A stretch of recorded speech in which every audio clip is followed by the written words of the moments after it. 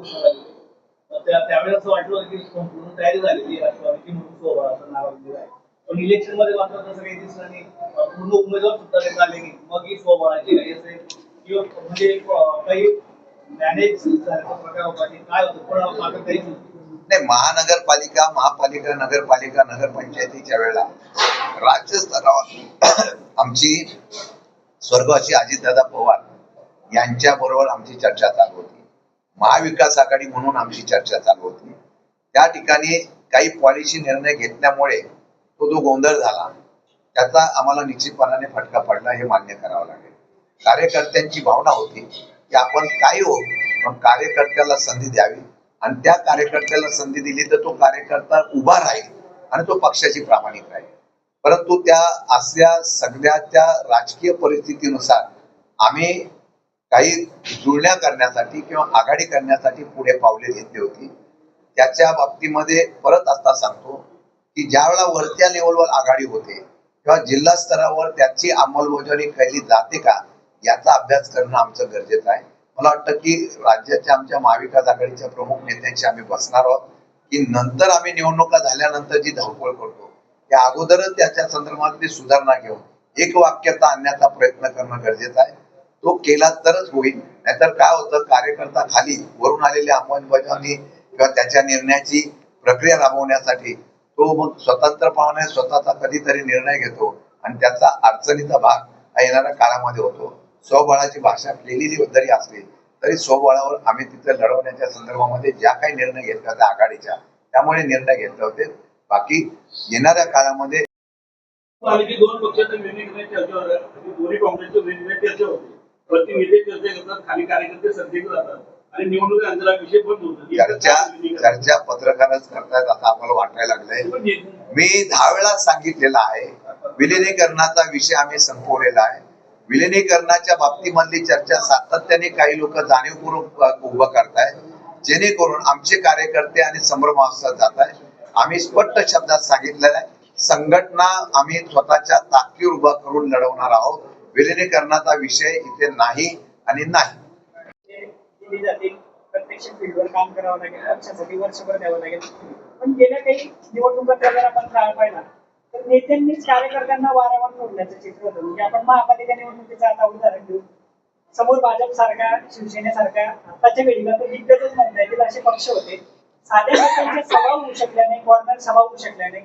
अशी परिस्थिती असताना जर तुम्ही कार्यकर्त्यांकडून एवढी अपेक्षा ठेवून म्हणाली अपेक्षा ठेवत असाल आणि नेत्यांकडून त्यांना पाठबळ मिळत नाही, दुसरीकडे स्थानिक नेत्यांच्या बदलत्या भूमिका आहेत, अशा परिस्थितीमुळे कार्यकर्ते कात्रीत सापडलेले तर नेत्यांना शिस्त का नाही? मी स्पष्ट करतो मागच्या वेळा निवडणुकीचा पिरियड हा एवढा कमी होता कालावधी आणि सगळे नेते आमचे त्या निवडणुकीच्या प्रक्रियेमध्ये अडकले होते. मी स्वतः इथे जळगावला आलो होतो.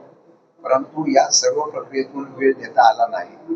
जेवढ्यांना शक्य होते तेवढे येऊन त्या ठिकाणी मदत करत होते. आता मी तुम्हाला परत सांगतो की कुठली स्थानिक पातळीवर कुठल्याही प्रकारचा निर्णय प्रक्रिया घेण्याचे अधिकार आता राहणार नाही. निर्णय बदलण्याचे अधिकार राहणार नाही.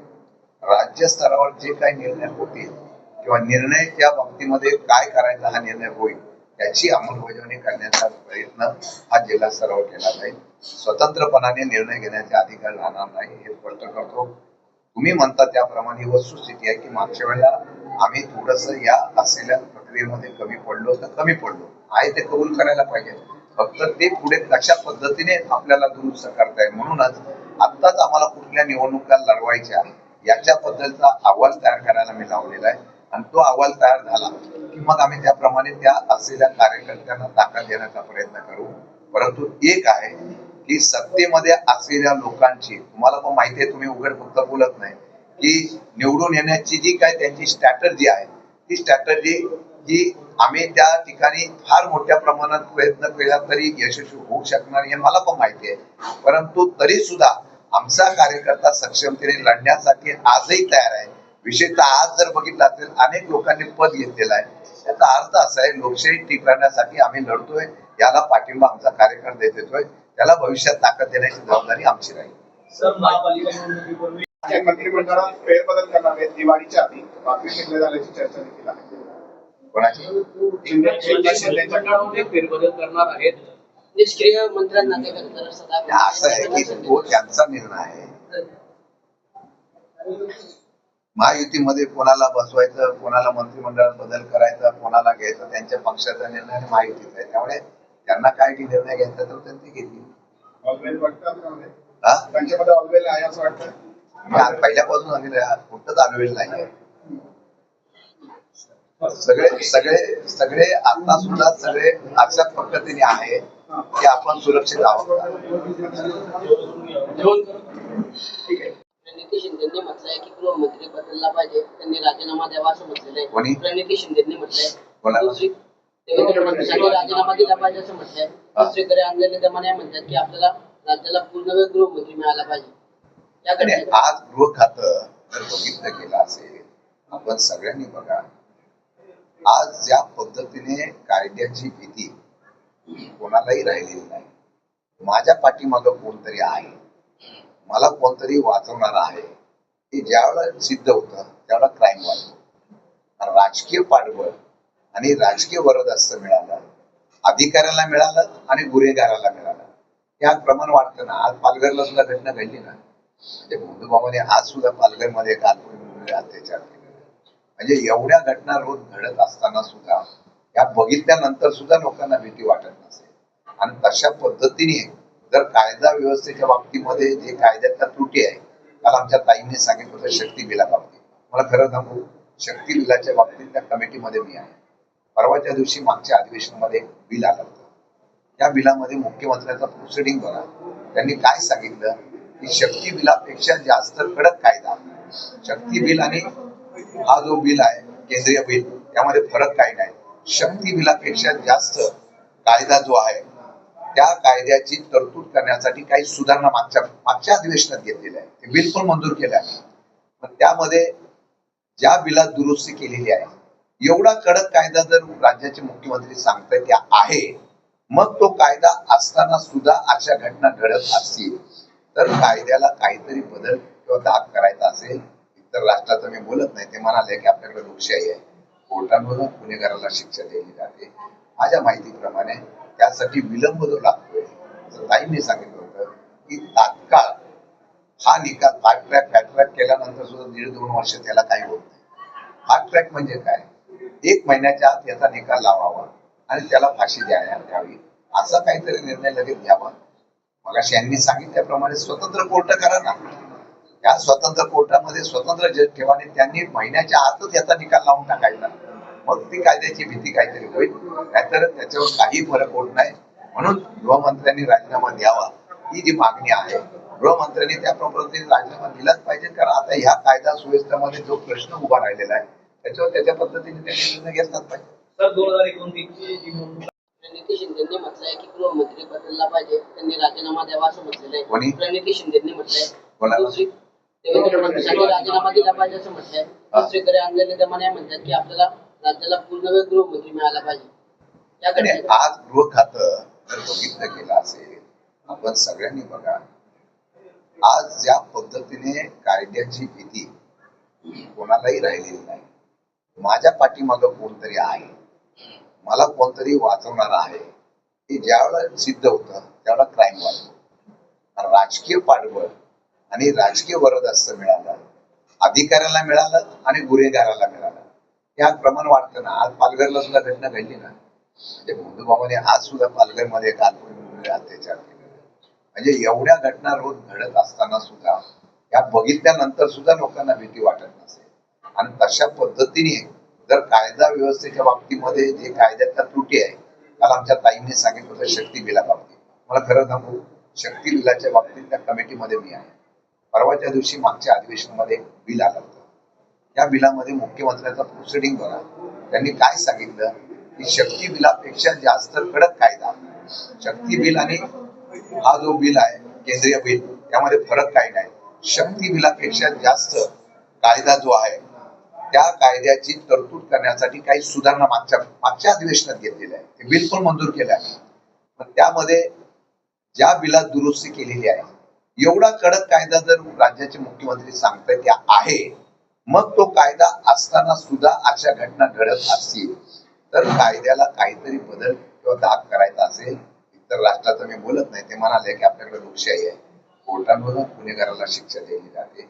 माझ्या माहितीप्रमाणे त्यासाठी विलंब जो लागतोय, तर ताईंनी सांगितलं होतं की तात्काळ हा निकाल फास्ट ट्रॅक केल्यानंतर सुद्धा 1.5-2 वर्ष त्याला काही होत नाही.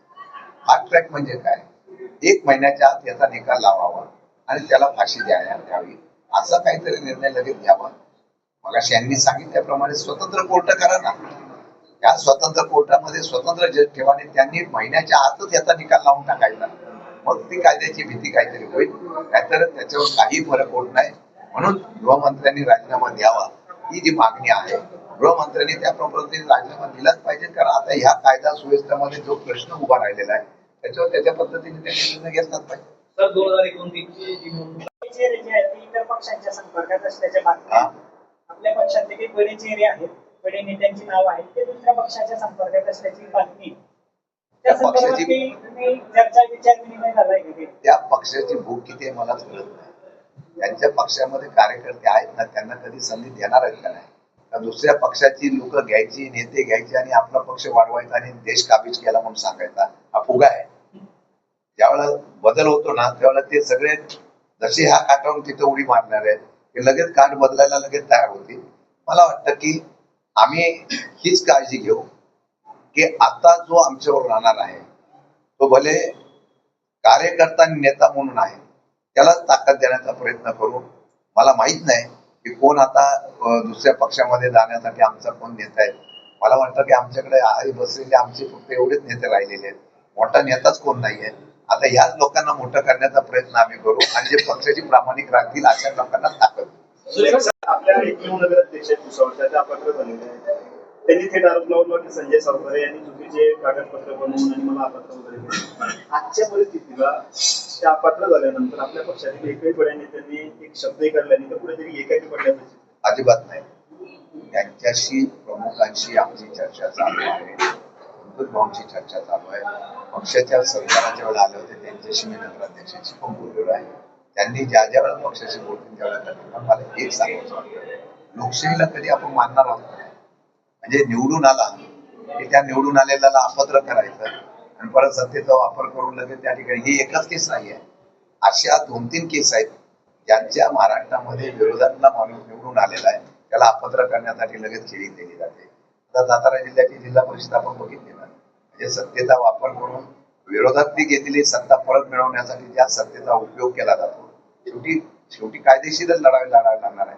ही कायदेशीर लढाई आपण लढतो. सर, राज्यात पोलीस भरतीमध्ये मोठा घोटाळा झाल्याचं चित्र समोर येत आहे. SRPF 2 येथे झालेल्या पोलीस भरतीमध्ये 85 प्रश्न हे खासगी प्रकाशनामधून या ठिकाणी घेण्यात आलेले आहे.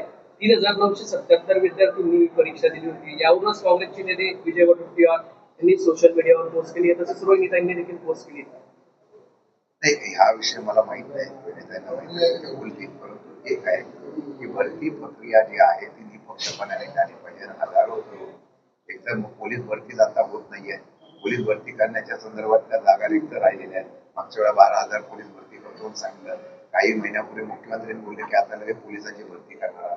मला वाटतं की या भरती प्रक्रियेतून राज्यामध्ये जो कोणी तरुण मेहनत करत असो, मागे सुद्धा एक आंदोलन झालं होतं की आम्हाला वयोमर्यादा वाढवून द्यावी, कारण पोलीस भरती न झाल्यामुळे ज्यांची पात्रतेच्या असलेल्या वयामर्यादेतून ते अट शिथिल करावी म्हणून महाराष्ट्रामध्ये आंदोलन केलं होतं. आम्ही आवाज उठवला होता.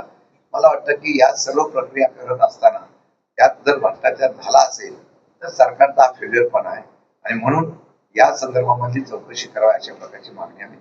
पश्चिम बंगालमध्ये जर आपण इलेक्शन बघितलं तर काय होतं की मोठ्या विश्वासाने लोक आवाज असायला पाहिजे, निवडून येतात. मात्र तेच सदस्यांनंतर सत्ताधारी पक्षाकडे जातात. असं जळगाव जिल्हा परिषदेत काँग्रेस आणि राष्ट्रवादीच्या सदस्यांबाबत मागे पण झालेलं आहे. तर या प्रकारे कसं यावेळेला तिकीट आणि पक्षाचं नियंत्रण त्या सदस्यांवर नंतर राहत नाही, हा एक मोठा प्रश्न काय आहे. मी मागे सांगितलं असं आहे की माणसाचा दोष नाही, योजनेचा दोष आहे. तर एकेकाला 5 कोटी 10 कोटी 20 कोटीचे ऑफर जरी मिळाला असेल, एका सदस्य निवडून एका पक्षावर आला आणि तो पक्षावर निवडून आल्यानंतर उपनगराध्यक्षाला हात वरती करतो, डिस्क्वालिफिकेशन, अपत्र ही भीती राहील नाही. पूर्वी होती ना, सरळ सरळ सांगितलं जातं, तू 5 वर्ष अपत्र होणार नाही त्याची काळजी आम्ही जी आहे आमच्याकडे ते खात आहे. आणि 10-20 कोटी मिळत असेल तो बोलतो तिथं जाऊन तरी काय भेटणार, एवढे पैसे मला मिळणार तर मी अपत्र झालो तरी चालतो. भीती कायद्याची तर राहिलेली नाही. निवडणूक आयोगाकडे हिअरिंग आहे, हिअरिंग दिल्यानंतर परत तो चॅलेंज करणार, त्याला अपिलात जायचं. कायदा केंद्र आज राज्यामध्ये ज्यावेळेला अधिवेशन झालं त्यावेळेला आपल्याकडे अधिकार घ्यावा म्हणून कोर्टाचा अधिकार काढून घेतला. ही कुठली लोकशाही आहे? अरे हे घटना घडणार आहे. फक्त आता प्रामाणिकपणाने, फक्त आम्ही या पक्षावर निवडून आलो तेवढीच लोक आता प्रामाणिक राहतील, हे चित्र सध्या या देशात राज्यात दिसून येते. नक्षलवाडीच्या घटनेवर जे आहे संपूर्ण राज्यात सरकारवर अशी राजकीय प्रमुख लढत ही अशी होईल आणि त्याच्यामधून भाजप आणि शिंदे सेनेत संघर्ष पण दिसतोय. तुमच्याच मला वाटतं कोरेगाव मतदारसंघात ते दिसलेलं आहे. तिथं मोठी घडामोड आमच्या गावात नाही, आजही मी सांगतो या राज्यामध्ये महायुतीच्या सरकारमध्ये भाजप, शिंदे सेना आणि त्याचबरोबर अजितदादा पक्ष आहे. परंतु इतर राज्यात आणि देशाचं असलेलं राजकारण बघितलं तर या देशामधल्या राज्यामध्ये त्या ठिकाणी मित्र पक्षाच्या माध्यमातून शिरकाव केला जातो, परंतु पक्ष संपवला जातो. ही भाजपची आपल्याला इतिहास आहे. या राज्यामध्ये सुद्धा आजच्या घडीला अशी परिस्थिती आहे. या राज्यामध्ये शिंदे सेना, भाजप आणि अजितदादा गट या 3 गटामध्ये एक वेगळ्या प्रकारची ईर्ष्या आणि स्पर्धा चाललेली आहे. प्रत्येक जण आपल्या अस्तित्वासाठी लढतोय. भाजपची सर्वांना आमच्यापेक्षा भीती त्यांना जास्त आहे आणि त्यांना साहजिकच आहे. प्रत्येक जण त्याच्या पद्धती लढाई करतोय. त्या लढाईचा परिपाक म्हणून मागच्या स्थानिक स्वराज्य संस्थेच्या निवडणुकीला जी काही घटना घडल्या त्या बघितल्यानंतर त्याच्यामध्ये शिक्कामोर्तब होतोय आणि या सर्व गोष्टीचा विचार करता प्रेस चालू आहे, प्रेसवाल्यांना थांबायला पाहिजे. आम्ही मागे बघतो सगळे नेते इथं समोर कोण आहे नेते नाही. सगळे आम्ही आंदोलनाच्या बाजूला जातो, कोणी बाजूला आहे.